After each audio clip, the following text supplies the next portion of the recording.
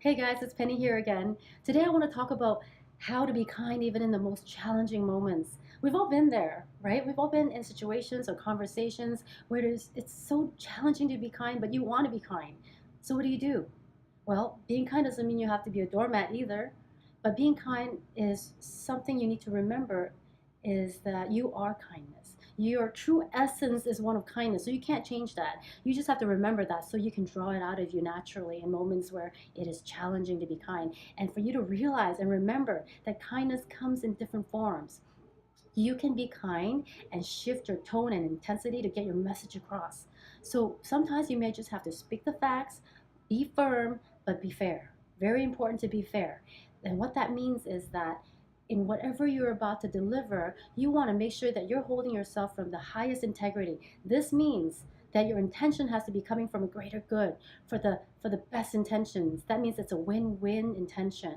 And if you're coming from that space of win-win mentality, then and only then do you deliver your next word or deliver your next action from that space. Then and only then are you productive and powerful or positively influential in that conversation. So sometimes that might not work and you might just have to walk away. But other times you can actually implement this form of kindness by shifting tones and intensity. Now, what do I mean by sometimes you just have to walk away? Well, there are moments where you're having a conversation with someone, for example, and let's say you're coming from a high vibration place, you're just feeling good, and they're not feeling so good, and they're trying to get you to get them, and you're trying to get them to get you, you're just not meeting up. Have you ever been there? We've all been there. See, you guys are not in the same frequency in that moment. So if you're not in the same frequency, you're not a vibrational match. You're not going to get each other in that moment. So it's no point beating your head against the wall trying to get each other to get each other. It's better to just walk away and let the energy shift. So when I talk about energy, what I mean by that is you have to remember that you live in a vibrational world and you are a vibrational being. Everything that exists in this world is made up of energy, and therefore it offers a vibration.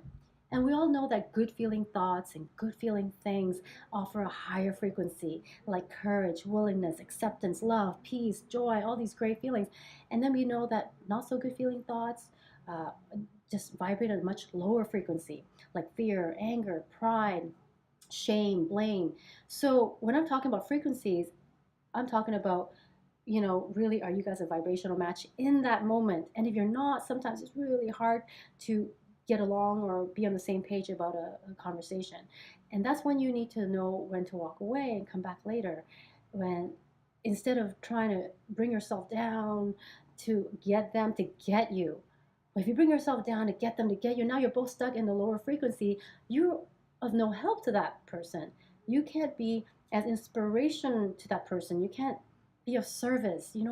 So it's better for you to stay where you are in the high frequency because you're much more powerful and more influential in that higher space. Know when to walk away because someone in the lower frequency, you know, will gravitate to that higher frequency at some point. If they're meant to have that conversation with you, if they're meant to be in your space, if you're meant to deal with them, they will meet you there. They will be drawn to the higher frequency. So you are more empowering and more service to another by staying where you are.